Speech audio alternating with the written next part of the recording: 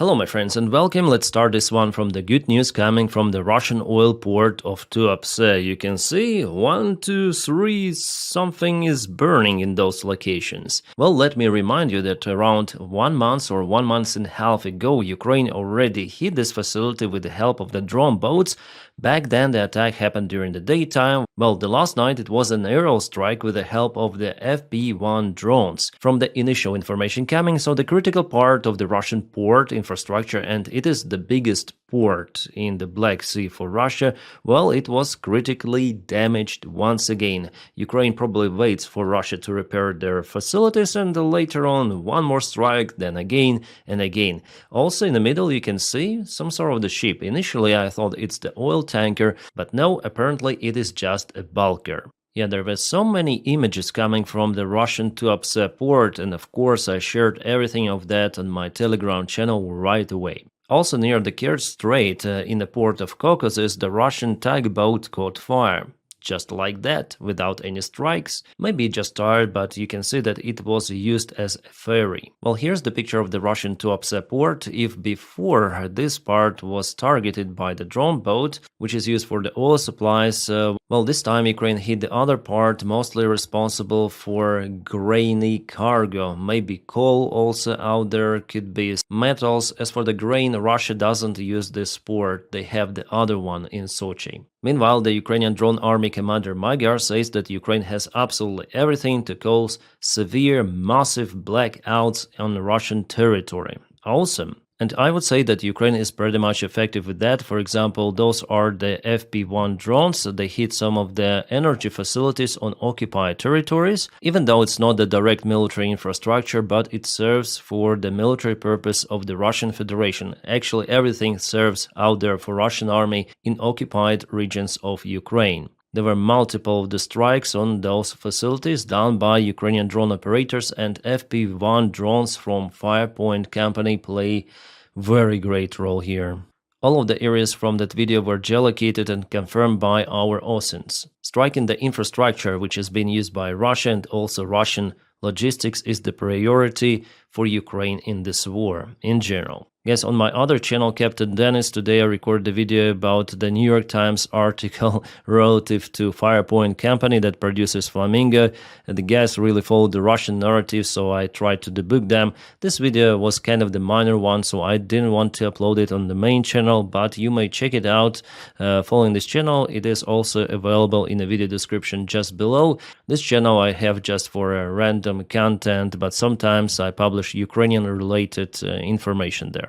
If you want to follow, you are very welcomed. As for Russia, yesterday there were multiple of the drone strikes in different areas. Again, Oryol city for the second day consecutive, Belgorod Oblast, in Moscow region, Russians reported that they've intercepted absolutely everything. By the way, about Tuapse, Russian officials reported that those were the drone debris which hit one of the vessels and port infrastructure. And by the way, they report about the damages down to the oil lines in the port. Well, it's kind of interesting. Judging on the videos, definitely something big was burning there. Could be oil, and the oil was also found in the waters, which is kind of bad for ecology perspective, but the aim for Ukraine is to cancel the Russian oil export, applying drone sanctions. To survive, Ukraine is forced to act like that. It's like with putting those donkeys on the front lines. Ukraine doesn't want to do it, of course, but donkeys are being used by Russians, so Ukraine had to do this unpopular move. But let's continue with the good news. Ukraine received some Patriot systems from Germany. Finally, it was officially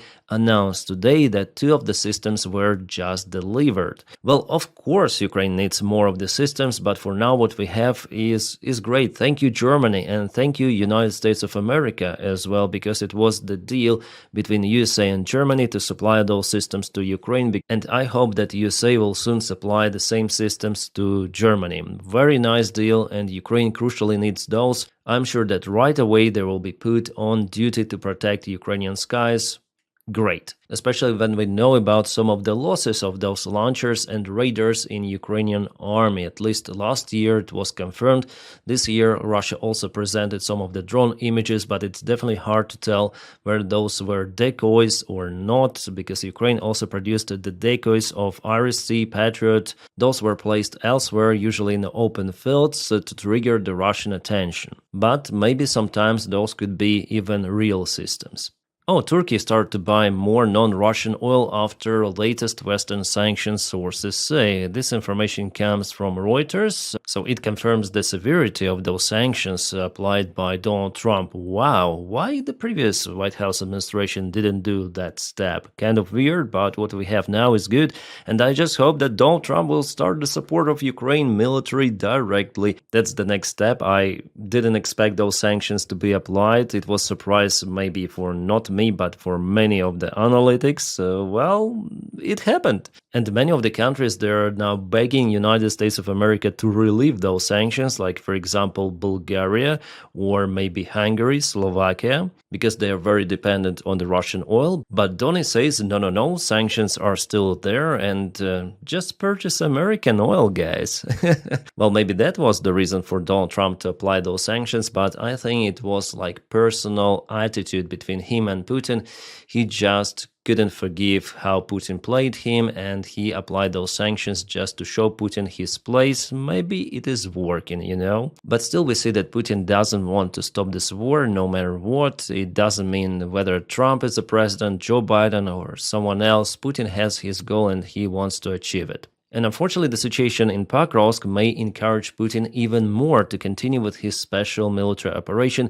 He might think that the goals are out there. He is sure that the Ukrainian army has already been encircled. Yeah, Ukrainian army is in a very bad situation in Pokrovsk, and we're going to review that with you right now. But from the full encirclement, it's far away. Nevertheless, you can see that the Myko 73 analytic publishes the new data, so Russia propels with their main forces, taking the southern outskirts of Pokrovsk, and also there was the sabotage attack, which was conquered by Ukrainian drone operation. The link where you may find this map from the Myko 73 you may find in the video description just below. I always use it in my videos. Thank you, Mykos, for your precise analytics. And here we go with the place of Ukrainian Gur landing operation using UH-60 helicopters. I told about it yesterday. Well, and as for today, I don't have more details to say about this one. Hopefully tomorrow we're gonna find out what actually happened. But for now, that's only what I mentioned yesterday. I think this attack was conducted in a clumsy manner and didn't bring any sort of the profit for Ukraine. It is not just me. Many of the analytics, they speak like that, and it is truth. Looks like truth. The Deep State also comes out with their update, so here we have the Russian infiltration just into the central part of Pokrovsk.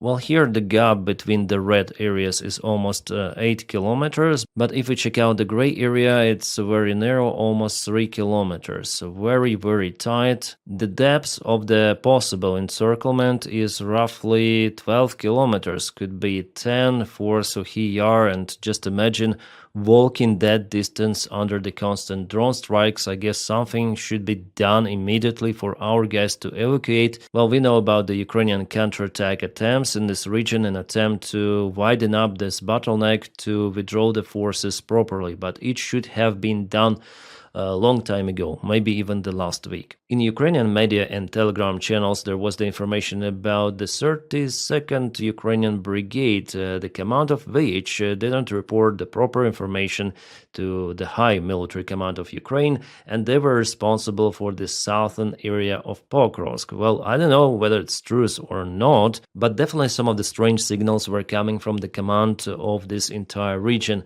At first, the spokesman said that Russians were spotted in Myrnograd. Later on, command itself said that spokesman is not correct. Russians are not in Myrnograd.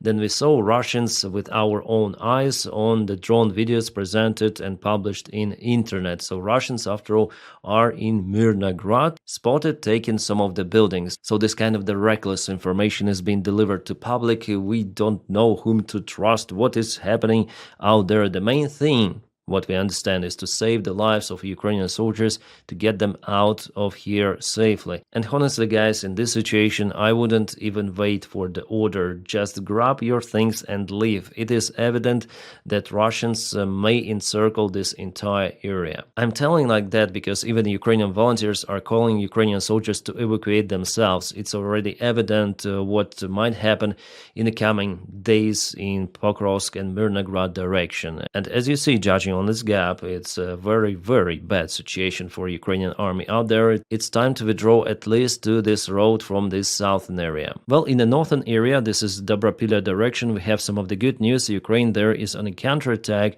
and the enclave of the Russian army is now very, very tiny small. Russians wasted tons of their resources to take Vladimirivka and Shakhov and failed with that. This one I took from Robke, a journalist of Bild, and he confirms that with visual image from the drone camera. Robke also tells about the limited success of the Ukrainian army in the area where Ukraine landed special forces on those helicopters. But for me right now it's hard to confirm that information because I haven't seen the fresh drone videos from this area. I wonder what he uses to show that. But I understand that the idea of Ukrainian army is to push harder on the flanks to let our guys out. That's the main reason. And as usual, Dnipro-Zaporizhia front lines, Russia takes the ground every freaking day. Novogrigorivka village was fully occupied and Russians propelled by some of the distance here. Just for the last couple of days, they gained almost 3 kilometers. That's quite fast. And they're very close to reach this river and the main defense goes here. So probably, yeah, they will occupy this entire place between the road and this river,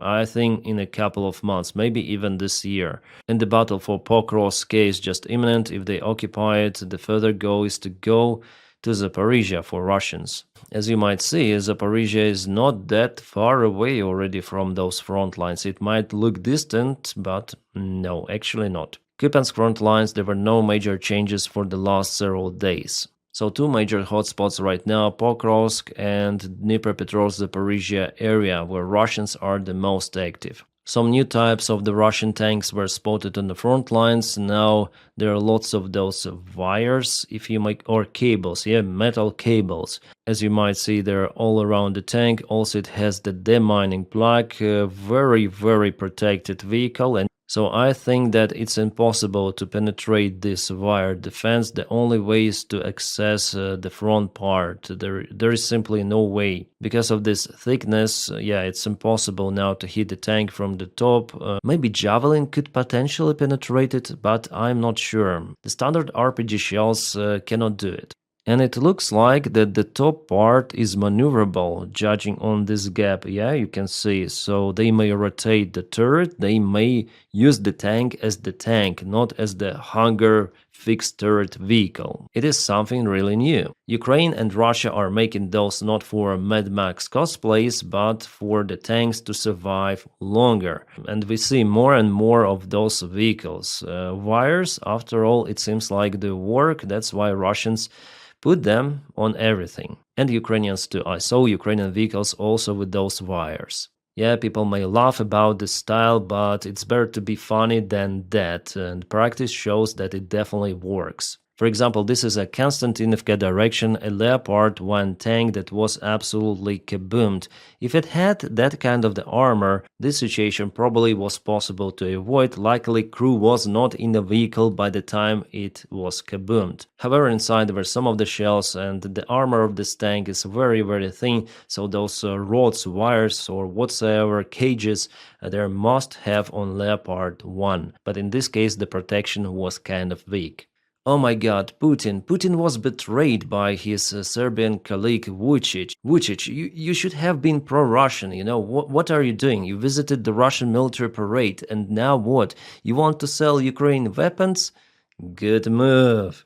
Yes, it is an official information. Serbia is willing to sell its weapons to European Union countries, even if that weapon goes to Ukraine. Wow, who would have expected that before? Well, actually, there were already some of the photos taken in the Ukrainian army of the Serbian-produced weapons. I guess the first time I saw those photos 3 or 2 years ago, Russians were in shock by the time. Well, the Serbian president said that they don't know anything about it, but now it's like open proposal for European Union to purchase weapons for Ukraine. Nice. A Russian Coast Guard boat with a Wagner flag was spotted very close to Estonian border. It's some sort of the provocation. Should I call it like that? Well, there is one green man, and they already threaten everyone around with this image, but I don't think that it's escalation or something. Just a stupid guy in this boat from the border control, Beregovaya Охрана, yeah, Coast Guard. Obviously, Russians are not planning to invade Estonia using this boat. And guys, now separate thanks for my Patreon supporters and also members of the channel. You are making my job possible. Thank you so much. You may find my Patreon with a link in the video description just below, or press join button to join the membership. And guys, if you don't have this opportunity, no worries, just press your like to this video and subscribe for the channel to boost this video in YouTube algorithms. That also helps me quite a lot. I wish you all a peaceful sky wherever you are, and have a great time.